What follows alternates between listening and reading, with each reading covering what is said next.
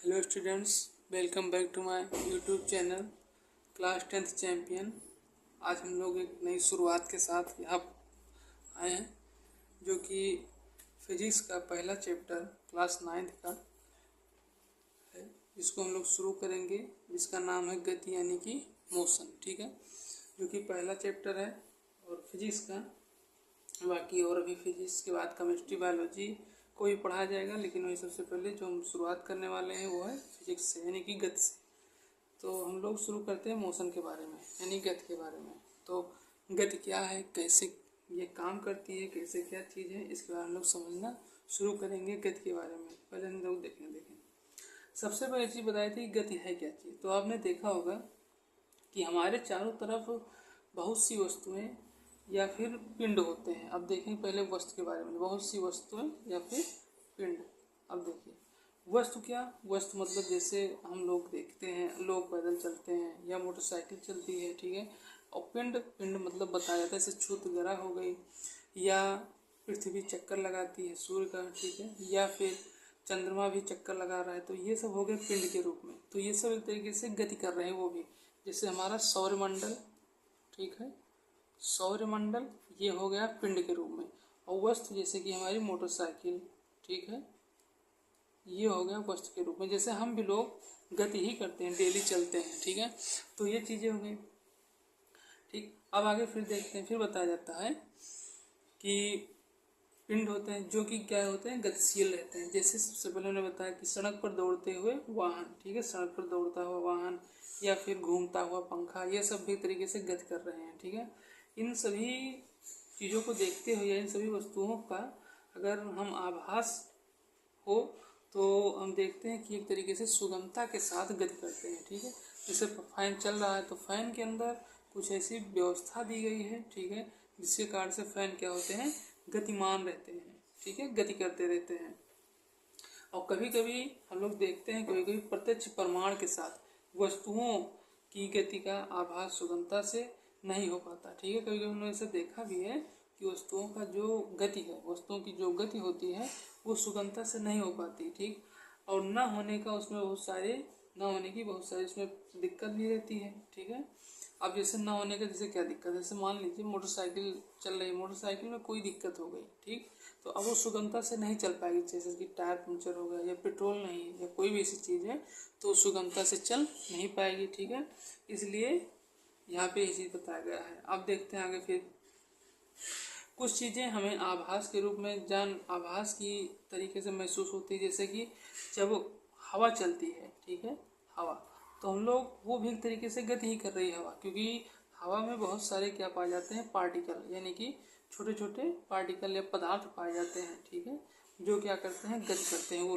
वो भी गति करते हैं और हमें महसूस होती है, आभास होता है, ठीक है, हम उसे देख नहीं सकते, ये चीज़ बताई जाती है। अब देखेंगे कि गति किसे कहते हैं, ठीक। चलिए शुरू करते हैं, देखते हैं गति किसे कहते हैं। तो बताया जाता है कि यदि किसी वस्तु में, यदि किसी, लिखना शुरू कर दीजिए आप भी पेन और कॉपी लेकर के, ठीक है। यदि किसी वस्तु की स्थिति, यदि किसी वस्तु की स्थिति समय के साथ, समय के साथ परिवर्तित हो रही है, परिवर्तित हो रही, ठीक है, परिवर्तित हो रही हो, तो वस्तु को गतिशील, वस्तु को गतिशील कहते हैं, ठीक है। क्या कहते हैं, गतिशील कहते हैं। फिर वस्तु की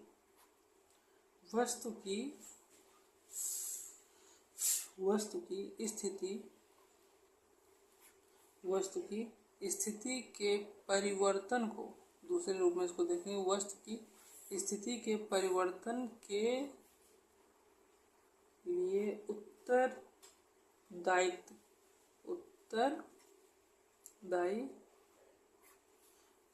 कारक क्या कहलाते हैं, गति कहलाते हैं, ठीक। उत्तरदायी कारक क्या कहलाते हैं? गति कहलाते हैं। जैसे इसमें देखिए, उसको समझेंगे कैसे। देखिए, यदि किसी वस्तु की स्थिति मतलब क्या बताया जाता है? पोजीशन। ठीक है, क्या बताया जाता है? पोजीशन, कि किस पोजीशन में वो गति कर रहा है, वो वस्तु किस पोजीशन में गति कर रही है और समय के साथ किस तरह परिवर्तित हो रही है। जैसे अब इसको समझिए। जैसे मान लीजिए आप एक बाइक पे बैठे हुए हैं, जा रहे हैं कहीं पर, तो कहीं रास्ते में मार्केट पर गया, वहाँ मार्केट है, वहाँ भी आपकी गाड़ी स्लो हो गई, ठीक। या फिर कहीं पूरी खाली सड़क है तो वहाँ आपकी स्पीड बढ़ गई। तो अब देखते हैं कि समय के अनुसार वह जो वस्तु की गति है वो बदल रही है, ठीक है, परिवर्तित हो रही है। तो वस्तु क्या कहते हैं? गतिशील कहते हैं। अगर वस्तु समय के अनुसार कोई भी वस्तु अपनी गति को बढ़ा रहा है या घटा रहा है तो क्या होगा? तो वस्तु की गतिशीलता कहते हैं, ठीक है। अब हम लोग आगे देखते हैं दूसरे टॉपिक, ठीक।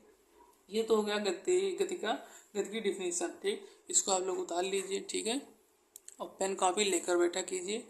चीज़ें आपको यहाँ पे लिखाई जाएंगी और आपको नोट्स बनाना होगा, ठीक है। चलिए अब आगे बढ़ते हैं, ठीक। देखिए, अब आगे बताया जाता है विराम एवं गति अवस्था विराम एवं गति की अवस्था, ठीक है। इसको इंग्लिश में कहा था state of rest and motion, ठीक है। विराम एवं गति की अवस्था, ठीक। इसको देखते हैं क्या होता है। तो सबसे पहली चीज, विराम एवं गति की अवस्था में अगर देखा जाएगा इसको, तो एक तरीके से क्या कहा जाता है? विराम अवस्था। क्या कहा जाता है? विराम अवस्था। विराम अवस्था।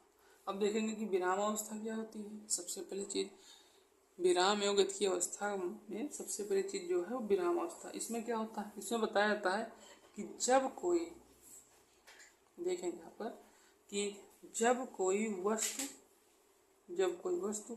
समय के साथ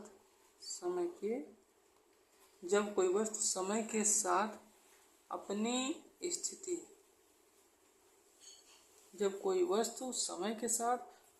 स्थिति में कोई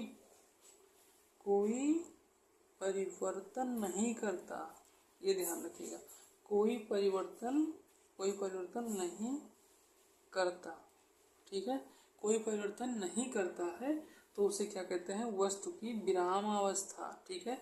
यानी बताया गया था, जब कोई वस्तु समय के साथ, समय रहते अपनी वस्तु में अपने साथ अपनी स्थिति में यानी कि पोजीशन में कोई परिवर्तन नहीं करेगा तो वो विराम अवस्था कहलाएगी, ठीक है। जैसे हम लोग क्या देखेंगे, जैसे मेज पे रखा हुआ पेपर वेट जानते होंगे। पेपर वेट, जिससे पेपर पंखा चले तो उड़े ना, उसी को पेपर वेट कहते हैं, ठीक है। पृथ्वी के संपर्क में खड़े हुए पेड़ पौधे, ये सब विराम अवस्था में खड़े हुए हैं, ठीक है।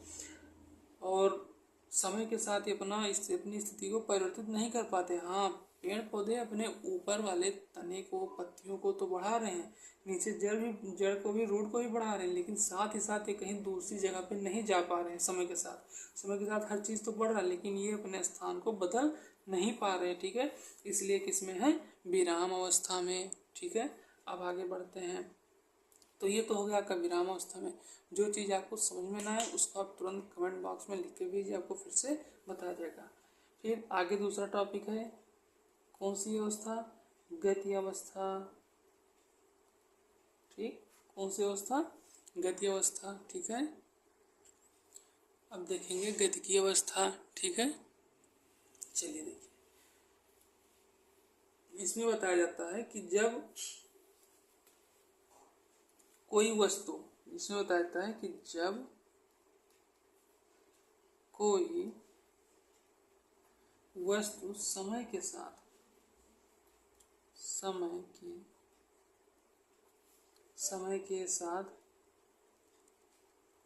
अपनी क्या चीज स्थिति में कोई परिवर्तन, अपनी स्थिति के साथ में कोई परिवर्तन करती है, ठीक है। कोई परिवर्तन करती है तो वह वस्तु की गतिशीलता, ठीक है, या गति की अवस्था कहते हैं। समय के साथ में वस्तु जब कोई परिवर्तन करता है या करती है तो उसे क्या कहते हैं? गति की अवस्था। जैसे हम लोग, जैसे वायु में उड़ता हुआ वायुयान, ठीक है, समय के अनुसार अपनी स्थिति को क्या करता है, अपनी स्थिति में कोई परिवर्तन करता रहता है। ठीक है, जैसे कुछ पहले नीचे से लैंड करेगा, ऐसे चलेगा। ठीक है, फिर उसके बाद धीरे धीरे ऐसे ऐसे उठना शुरू होगा, फिर ऐसे चलना शुरू, उड़ना शुरू हो जाएगा। तो ये देखा जाएगा तो ये गति की अवस्था में क्या हो रहा है, परिवर्तित हो रहा है। ठीक है, और गति की अवस्था के अनुसार ये उड़ता रहेगा। जैसे फिर और देखेंगे, सड़क पर दौड़ती हुए वाहन, ठीक है, ये हो गया, या उड़ते हुए पक्षी, या तैरती मछलियाँ, ये सब एक तरीके से गति की अवस्था में ही काम करती हैं। अब इसमें एक जो बहुत छोटा सा उदाहरण सुंदरता के साथ, वो है हम लोगों के शरीर में। जैसे सिरा तथा धमनियों में रक्त का प्रवाह। ठीक है, सिरा तथा धमनियों में रक्त का प्रवाह भी एक तरीके से गति की अवस्था का ही उदाहरण है। ठीक है, क्या है ये, गति की अवस्था का ही उदाहरण है। ठीक है, अब नया टॉपिक जो हम लोग ये गति की अवस्था पे खत्म होती है। अब आगे हम लोग देखेंगे गति की सापेक्षता, रिलेटिविटी या मोशन। ठीक है, चलिए देखते हैं गति की सापेक्षता। साथ ही हमारे लिखा कीजिए, नहीं तो चीजें छूट जाएंगी। गति की सापेक्षता, ठीक है। अब ये है गति की सापेक्षता, इसको हम लोग अगले दिन यानी कि कल पढ़ेंगे। ठीक है, और आपको जो टॉपिक समझ में ना आया हो उसको और कमेंट बॉक्स में लिखिए और आपको फिर से समझाया जाएगा। चैनल को लाइक और सब्सक्राइब करिए। Thank you.